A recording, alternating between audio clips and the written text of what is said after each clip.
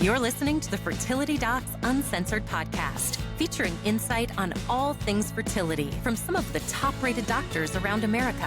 Whether you're struggling to conceive or just planning for your future family, we're here to guide you every step of the way.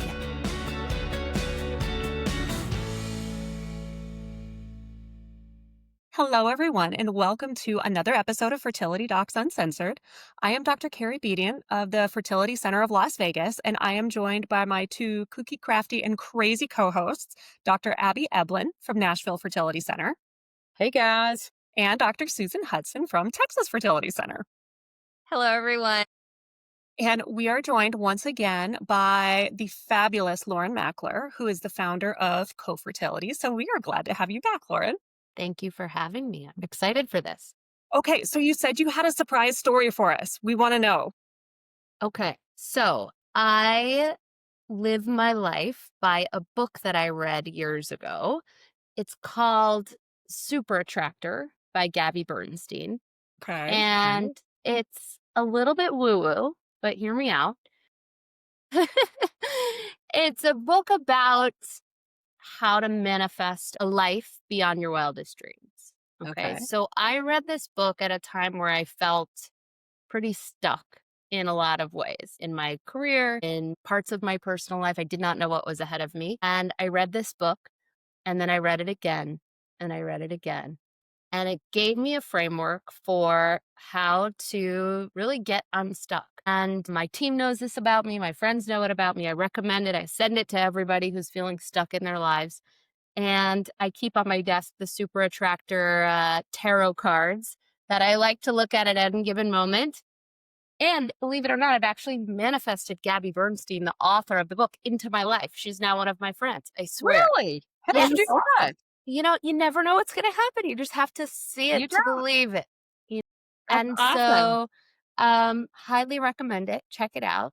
And think of me when your life is the Well, we're one stuck. of your We'll think about wildest you. imagination. Yeah, Super Attractor. Cool. Interesting. I'm going to get that What are book some of the now. premises of this book?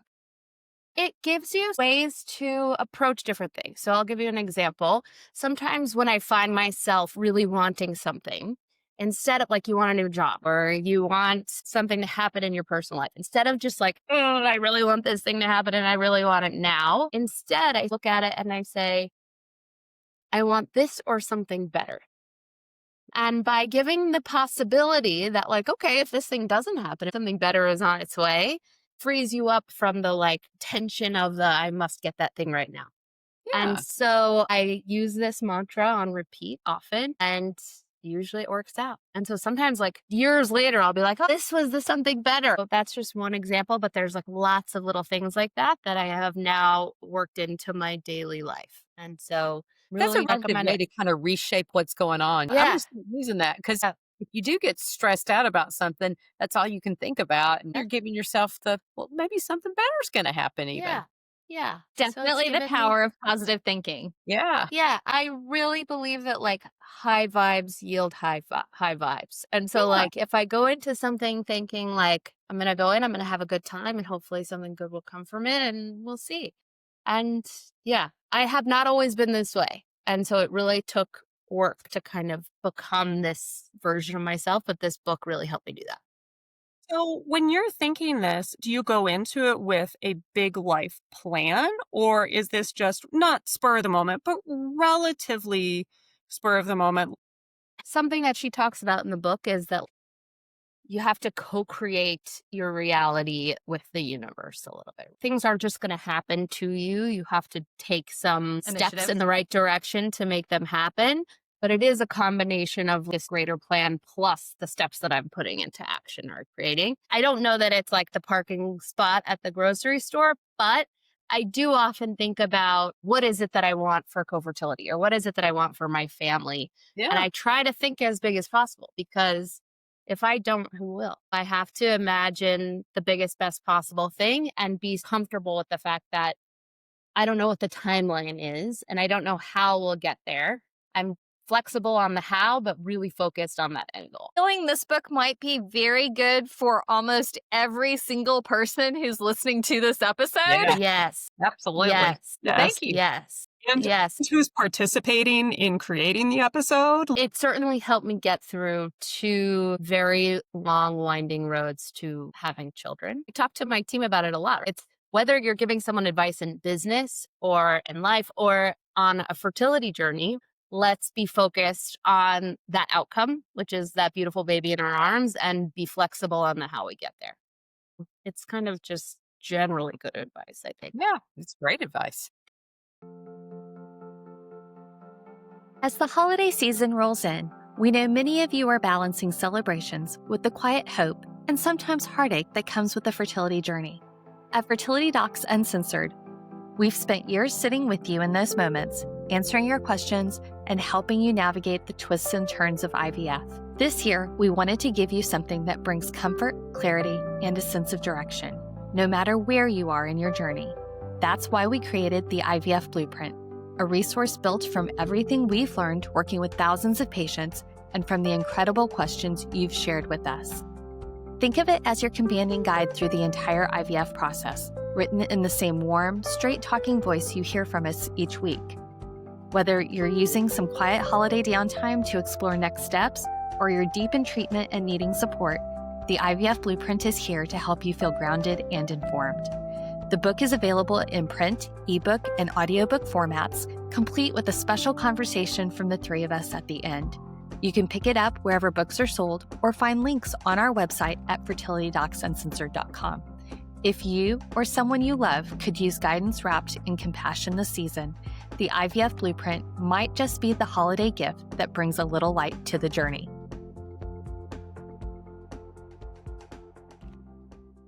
All right. So before we dive into that further in the world of egg donation and how that plays into both the super attractor and everything that goes into egg donation and building a family, Susan, do you have a question for us today? I do. I am a 34-year-old, otherwise healthy non-smoker diagnosed with tubal infertility after 2 HSGs due to likely silent endometriosis. My first egg retrieval cycle was done during the follicular phase and yielded 9 eggs. After PGT, I had 1 low-grade euploid blastocyst. My REI started me on CoQ10 and inositol. 6 weeks later, I underwent a luteal phase egg retrieval that yielded 16 eggs, and from that, 6 euploid high-grade blastocysts. My question, why do you think there was such drastic improvement in blastocyst quantity and quality? Thank you for all you do. I love your podcasts. Aw, thanks. All right, what do you girls think? As much as we love CoQ10 and inositol, I actually don't necessarily think that that made a huge difference in 6 weeks. We all know that whatever eggs were going to be present right now started their process somewhere in the 3 to 6 months prior. And so as much as I think that those supplements are fantastic and they can help improve outcomes, I'm not sure if that's actually what was the cause. I would agree. I was just about to say, I think it was just luck of the draw. It was just a different group of eggs potentially that you're pulling from, or just luck. I had a patient this week who had a not so great outcome and stimulated pretty similarly, but we didn't get nearly as many eggs. And you just never know how it's going to turn out. I think some of it might be the difference in luteal start versus follicular start, because even though she's 34 and odds are that her eggs are pretty decent just based on age alone, it's possible that if she's got an increased FSH, that some of those follicles had already been recruited when she went into the follicular phase cycle. And so some of them had already started the process of atresia where they die off. I wonder if any of this is related to the luteal phase start, where they were catching them at the very, very beginning of them growing, which did not line up exactly with what her period would be for a follicular start, and they just caught it a little bit early. That's not a fail-safe. That doesn't work every time, but sometimes when you see a big difference like that, that is one thing that crosses my mind of, I wonder if any of those follicles were already atretic by the time the follicular start began, and so maybe catching a few more with a luteal start because you managed to get the entire cohort all at once. Can I ask a follow-up question?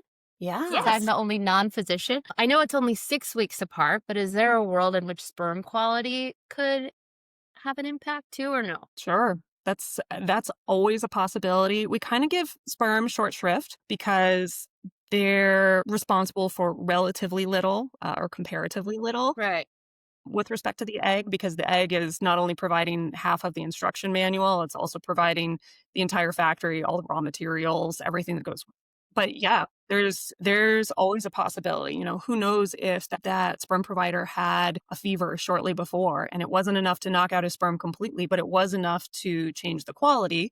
And by the time you're 6 weeks later, you've got enough good sperm swimming around to balance it out, that haven't had those effects, that maybe it has an impact. Maybe he cleaned up smoking, drinking, bicycling every day, and then sitting in a sauna for 6 hours afterwards. Always a possibility. We don't really discount anything, because I don't know about you girls, but every time in my head I have thought, oh, this will never happen. This is never And then going it to be. does. Mm-hmm. The universe is just like, what?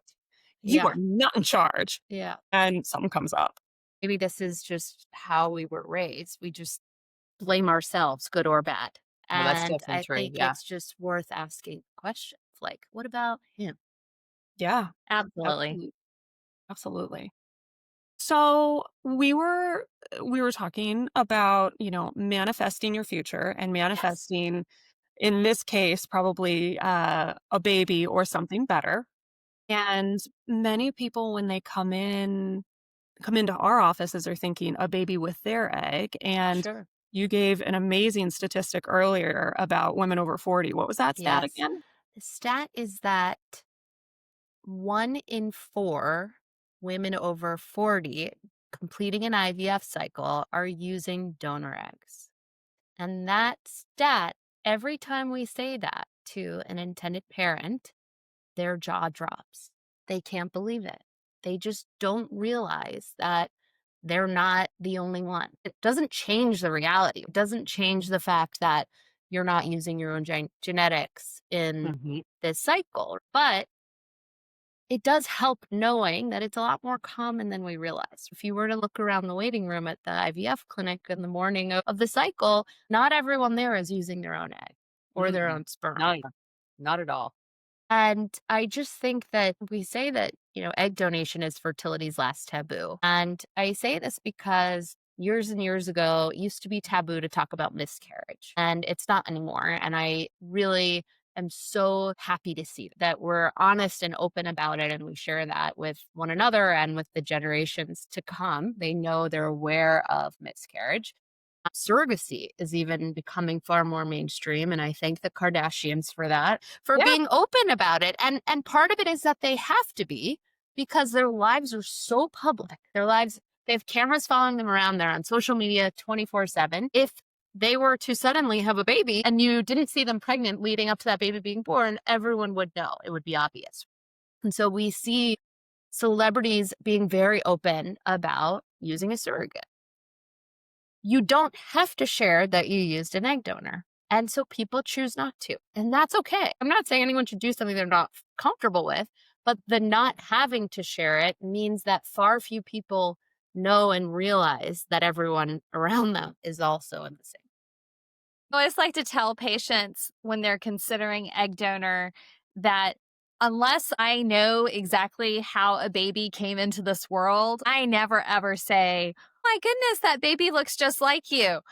Same. Because I know so many people who I would venture to say don't fit the profile of what a Yeah. lot of people think, that would choose to use an egg donor, a sperm donor, a donor embryo. Mm-hmm. But that is, in fact, how they decided to build their family. Using an egg donor is one of those things in life that you may know early on that that's something you want to do for whatever reason. But I also think that when you are faced with the inability to create a baby using your own genetics, that's one of those things in life. Until you are in the middle of it yourself, you may not know exactly what path you would choose to do. Of course. Was going to say, when you were talking about celebrities, probably it's been close to 10 years ago now that Janet Jackson got pregnant. And I don't know that she used an egg donor, but I think she was about 50 when she got pregnant. So it'd be really unusual if she didn't use an egg donor. And it amazed me that the number of women that would come in their mid 40s and they'd be like, well, if Janet Jackson was able to get pregnant, I should be able to get pregnant too. And, Mm-hmm. and I know we've all had experiences with patients like that where we're like, no, probably she used an egg donor because beyond the age of 42 or 43, it's real difficult. And it just amazes me that so many people are unaware of that. I feel like the tables have turned a little bit. I feel like people are more knowledgeable about age and its impact on fertility, but still we see lots of women in their mid 40s that have no idea that they are going to have difficulty getting pregnant. Mm-hmm. I mean, what are the odds of someone being an international superstar and able to get pregnant with their own eggs at age 50? I mean, anyone can win $1 billion in the lottery, but really? But the odds of being that lucky twice, probably not Right. likely. Yeah. Yes. Yeah. So now that egg donation is so common, well, how are the ethics of that? How's the transparency of that working? Because Yeah. things that were true when IVF started in the late 70s, early 80s, the world is dramatically different now. Right. And what are we seeing now that's different that Yeah. maybe that thinking hasn't changed just in the same way that people don't realize egg donation is so common? Outdated thoughts that really don't Right. in as much anymore. Egg donation has changed so much. And I should mention, we did do an episode a few months back, but at Co-Fertility, we do egg donation really differently. So just in case people weren't listeners for that episode, at Co-Fertility, instead of the traditional model of egg donation, where the donor is paid cash compensation by the intended parent, instead we do something called egg sharing, where the donor gets to keep half of the eggs retrieved for her own future use instead of getting paid. And so in this scenario, both parties get to benefit and hers get stored for up to 10 years and the intended parents get to fertilize theirs right away. And so what we've done is we've eliminated the more transactional piece of this where cash compensation is exchanged. But what we've found to be true at Co-Fertility is that intended parents are coming to us having done a lot of research on the topic, which is amazing. And I'm so glad that people are going into this eyes wide open and trying to think through what are the most thoughtful ways to go about growing our family through egg donation, and how are we mindful not just of the goal, which is to have a baby, but mindful of the impact to this donor conceived child someday and what it means to be donor conceived. And so they're coming with a lot of questions, which we love, but also a lot of research and information because there is so much of it. Thank you, internet, and thank you, ChatGPT, and all of those tools. But one of the biggest things that they're doing is really listening to the perspectives of donor conceived people. So we now have donor conceived people who were born, 20, 30 years ago through egg donation and sperm donation that are advocating for the rights of future donor conceived people. Big news for the Bay Area. Reproductive Science Center of the San Francisco Bay Area is expanding. A brand new state-of-the-art IVF lab is now open in Menlo Park, RSC's second in the region. With advanced fertility treatments, a high success rate, and flexible financial options, RSC helps hopeful parents take control of their family building journey. Visit rscbayarea.com to schedule your consultation. RSC is proud to lead the way in West Coast fertility care. What are some of the perspectives of donor-conceived people that may not be the most obvious to someone who's thinking about going down this route? The first one I would say is that when donor conception came to be, there was no DNA testing or at-home DNA testing at our fingertips. Back then, donation, sperm donation was billed as anonymous because we believed that was possible. Someone would give eggs or sperm and think that they would never be heard from again, or no one would, reach out to them. That has changed with things like Ancestry.com and 23andMe. So many donor conceived people, it's a thing that happens around the holidays when people are gifted a new at-home DNA test. They find that they have dozens and dozens of biological half siblings, or they have relatives that they never knew about. And every year they have that anxiety of who am I going to hear from this year, because the sperm or egg donor's eggs were shared amongst dozens of families. A traditional egg bank will take a donor who maybe gets 30 mature eggs in a cycle. They'll divide those eggs by lots of 6. So her eggs will go to 5 families, and then they'll have her do 5 more cycles and do the same thing. So her eggs could go to 25, 30 families. And that means the child will have that many biological half siblings someday, right? And then they'll be hearing from them years and years later. And so one of the things that intended parents come to co-fertility wanting is a limit to the number of families that the eggs are distributed to. And so at co-fertility, we don't share eggs across more than 3 families because we think this is a really important thing. We also know that the donor herself wants to have children someday. And so she's mindful of how many eggs how many families her eggs are going to. So limiting the number of half siblings or families is number one, the top concern. I think that can be really, really daunting for not just the donor conceived child, but for their entire family and for the donor's own children someday. Another top thing that we hear about is related to actually being able to get in touch with one's donor someday. Donor conceived people feel that it is important to have access to one's genetics, to be able to ask questions about their family medical history, or to have the opportunity, if they want to reach out and have a relationship or ask questions. And so we believe that access, whether or not someone chooses to use the information, is something that each donor conceived person really deserves and may want someday. Hey, Lauren, how does that look for you guys when somebody chooses a donor, they conceive, they have a child? Does that look like they send Christmas cards to each other? Is it only when there's a health scare, or how does that work for most of the couples that you work with? So at co-fertility, we offer disclosed donation can come with many different degrees of disclosure. We help intended parents and donors figure out what feels right for them.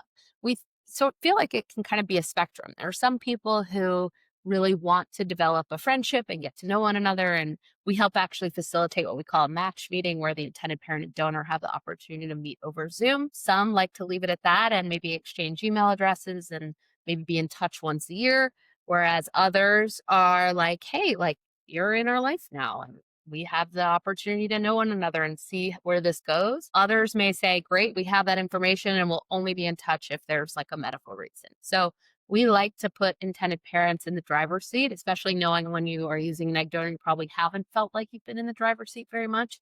And so we really want them to find the relationship that feels right for them. We see our role in this as making sure that we find a donor that's in alignment with what the intended parents want. We also have intended parents that prefer an undisclosed relationship, and that's something we want to honor too. As long as the intended Lauren, parent and the donor know. Oh, sorry. Yeah. can you explain what an undisclosed relationship is? So to us, I'm like entirely allergic to the word anonymous, because anonymous is not possible. And so we're really clear with intended parents and donors about that. We do offer undisclosed because, again, it's up to you. It's your choice. And so if you choose not to, it's basically you're not exchanging names and contact information, but you're aware that both parties could be found someday, right? And that's really important to us, that everybody is signing an agreement that says, I know it's possible. And so we want to make sure that eyes are wide open. So if it happened, it would be through like a DNA test, or we've heard stories of people who need a private investigator someday to help find their donor or the intended parents or whatever. Lauren, what kind of couples tend to want to have an undisclosed relationship? Is there any typical couple, or is it just random? We find that sometimes it could be for cultural reasons. Maybe they don't feel comfortable. Maybe even just the idea of using an egg donor is so daunting in and of itself in one's culture that the idea of also knowing the donor might just feel like a little bit far too outside of their comfort zone. Occasionally we find, and I should mention that a lot of our intended parents are single parents as well. So we have couples and single parents, but occasionally it might just be that it's been a really long emotional road, and that the idea of meeting the donor or sharing contact information could just be too much. And in that scenario, a lot of times they may say, we don't want to have the meeting, and the donors are very understanding of that. But we do want the contact information when the child turns 18 someday. And that's something that we also can help honor. And so we really work with each intended parent to figure out what feels right for them. And it's a very like no judgment kind of thing. But when we have people who come to us and say, what is the perspective of donor conceived people? What do they feel is right? Like, how am I being as thoughtful as possible of what my child might want someday? This is typically what we would share. I'll also mention that we have some intended parents and donors who not only have met and have hit it off, but to the point where like the intended mom has gotten on video to show the donor how to do her injections because Aw, she had been through so many there's a herself. spirit. Exactly. We've also had situations now where like the intended parents named the baby, her middle name is after the donor. Aw, And that's so neat. we've had situations too where the donor has met the baby. We've really tried to take this to a place that if we know anonymity is impossible, if we go into this process knowing that, where does it lead us and what feels comfortable from there? Mhm. Lauren, I have a question. Yeah. Do you find that you have more or less diversity in your donors as a result of having a more open process? The diversity that we have, which is really incredible. I'll say 50% of our donors identify as women of color. We have over 270 ethnicities represented as of right now in our active donor pool. I think diversity, first and foremost, comes from our model, right? This idea that we're not paying the donor, but instead she gets to keep half of the eggs retrieved.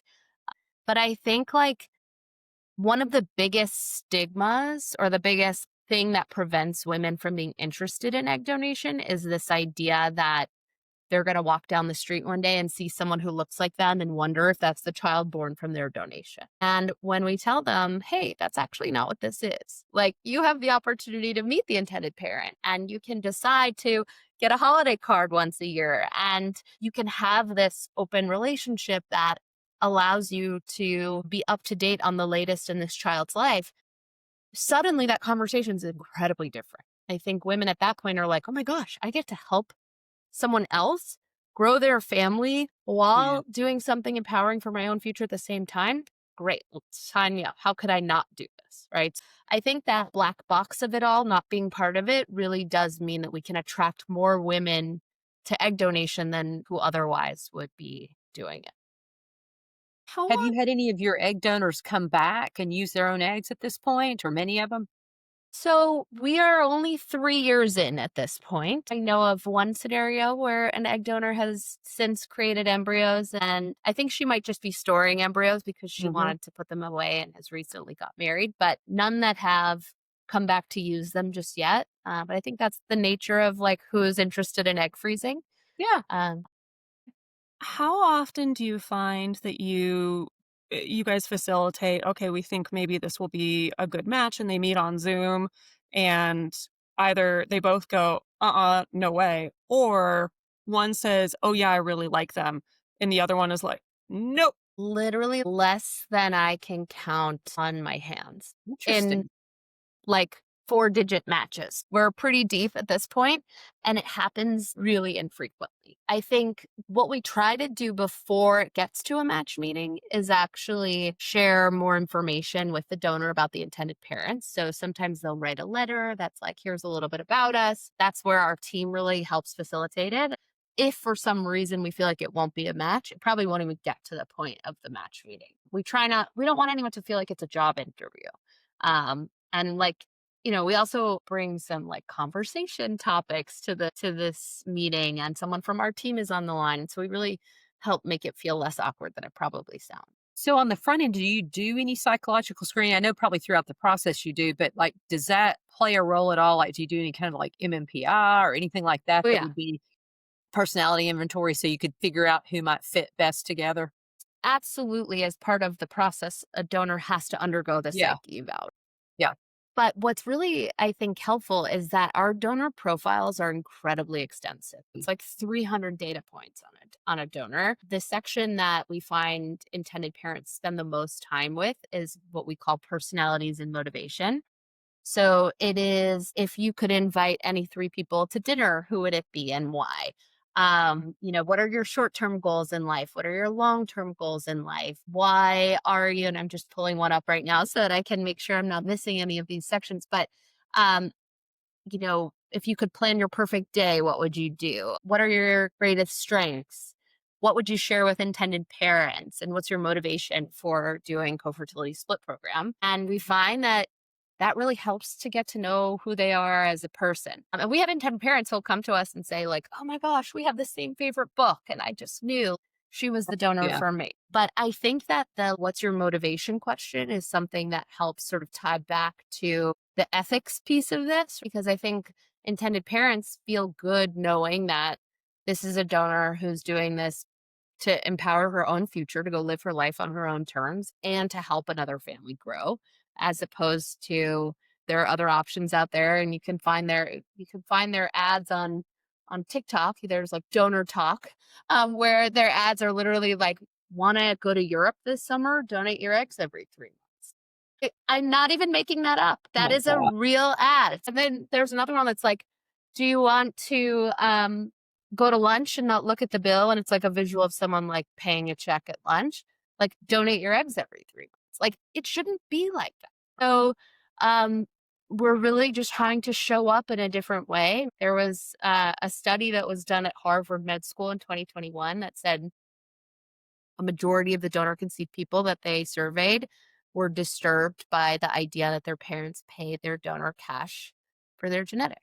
We don't do this for blood donation. We don't do this for organ donation. This idea that you might pay more because a donor reflects your heritage than, your neighbor who has a different heritage is just unreal that this is like allowed.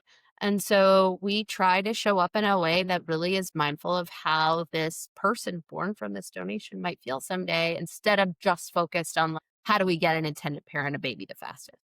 Since you're talking about time, how long does this process take? Because honestly, most of the time people are needing egg donation. They've been at this process for Totally. years, and the last thing they want is something that's going to delay the process. Totally. I always say intended parents who need an egg donor wanted a baby yesterday. Right? They're not looking for something that's going to take a while. And that's part of why at Co-Fertility, we now offer both fresh and frozen donation. So our frozen offering, intended parents can come to us. They can see a donor. They can see how many eggs she has available today, and they can place a match with her today. We can ship eggs, and we've have intended parents who have embryos created within 2 to 4 weeks. Wow. And Okay. in that process, if they want to, we do give them the opportunity to meet the donor as part of that process. So our donors are aware that if they are undergoing part of the frozen program, that even after their retrieval, they may be contacted to get to know the intended parents. And that's part of what they're signing up for. On the fresh side, this is where the donor hasn't yet gone through the retrieval.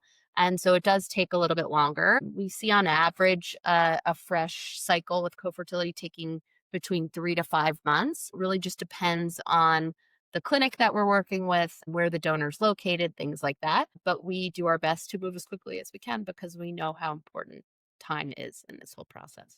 For the donors that are interested in this, what would you say is the biggest reason why they may be apprehensive about doing it? And what would you think is the most common reason why most of them really want to do it? Well, I think that certainly that topic we talked about before, this idea of, will I know who this child is? I think that the fear of not knowing where your eggs are going is really daunting to women who are interested in egg donation. And so when we're clear that even if someone enters into an undisclosed relationship, we're able to share some detail about the intended parents that they're comfortable with, that really helps. I really believe that that has changed a lot of the sort of goodness around egg donation for the women who come through our program. And then I think the why they're most excited. I'm just thinking of this story that someone on our team shared the other day. We meet with every donor, obviously, before she signs on to the platform. It's really important to us. And after she uh, told her about the different types of intended parents that come to us and what they've faced before they need an egg donor, this now donor said, gosh, I can't, there's no way I couldn't do this after hearing this. And that to me was so moving. She sees this as really a win-win where she is planning for her own future and gets to help someone who's really struggled on the other side. And so we know that there was a recent study that was done that said 72% of Gen Z is already worried about their fertility. Yeah. And I certainly don't want it to be like fear mongery, but I really attribute that to how much millennials and Gen X have done to be open about our fertility challenges and how this was unexpectedly harder than we thought it would be. You know, you spend so much of your life trying not to get Not to pregnant get that by the pregnant. time it's time to get pregnant, you're like, oh my God, this is so much harder than I realized it was be. Yeah. And Gen Z knows that. We actually don't have to do much education on why they should consider egg freezing. The education awareness part of my job is so much easier than I thought it was going to be. They're smart. They know their stuff. They are well educated. Now it's just about access. The best time to freeze your eggs is when you can least afford it. And so our ability to provide them with a way to do it at no cost and help someone else at the same time is pretty cool. And I think intended parents too are feeling like, wow, this donor is going through this process wanting the same outcome that the intended parent wants, which is great egg quality and great egg quantity. And she is going through this. She's asking us, what should I eat? What supplements should I take? It's a very different conversation than a donor who's like, oh, yeah, I'm going to get paid at the end of this. And so I think that that helps from a values alignment standpoint. How often do you see a donor come through and she's banking her eggs, everything seems good with her testing, but then the intended parents go to make embryos and nothing works, or it's much less than what is expected and there's no obvious cause, sperm looks fine? And how much of that information gets relayed back to the donor of All of it. all of it? Yeah. Well, that's basically, I think one of the benefits of what we're doing for the donor is that usually when you're freezing eggs, you have no knowledge or information about them until you go to thaw and fertilize them yourself someday. Yeah. You know how many mature, but that's all you know.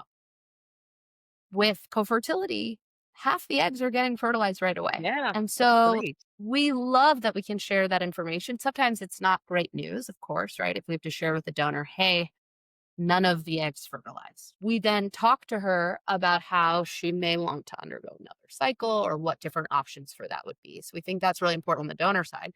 On the intended parent side, we offer what we call an embryo guarantee. And on Fresh, that embryo guarantee is 2 embryos. And so if the intended parents did not get 2 embryos, we will rematch them with either if they want the same donor to try again, they can, or if they want a new donor, we'll rematch them. And so we really want them to go home with a baby. And so we see that being a really important part of that. On Frozen, the number of embryos guaranteed depends on the number of eggs in the cohort of eggs that the intended parents choose to go with. And so we have actually a lot of intended parents will opt to get upwards of 15 or even 20 plus eggs with one of the co-fertility donors so that they can get more embryos. As you can imagine, if they get 22 plus eggs, they're guaranteed 4 embryos. For someone who's undergoing, who maybe a same-sex male couple who wants to do a dual sperm source journey, or an intended parent who's looking to work with a surrogate, many surrogacy agencies require intended parents have 4 embryos before they'll match them. We find that they love to work with a co-fertility donor who has more eggs available, so that they're better set up for success if that's the route that they're taking. Or if they want to have a sibling journey, right? If you want to have 2 siblings that are biologically, 100% related, getting more eggs up front can offer you the opportunity to have embryos for that second journey and not have to go back to the drawing board to make embryos a second time. That's awesome. Well, thank you for sharing so much of Yes. some of the ethics behind all of what we do and egg donation and how that plays in both for the intended parents and the donors. It's an area that I think a lot of people don't really think about a whole lot as they're going through this. So it's nice to be able to bring it up and know that there are people who are paying attention to it. Yes. Yeah. And we actually have donor conceived people on our team who I think feel a sense of responsibility and, thoughtfulness. Like they want to be part of this way we think about it for the next generation, right? I think it's a Maya Angelou quote about like, if you know better, do better. And I think that that's where we find ourselves in this space.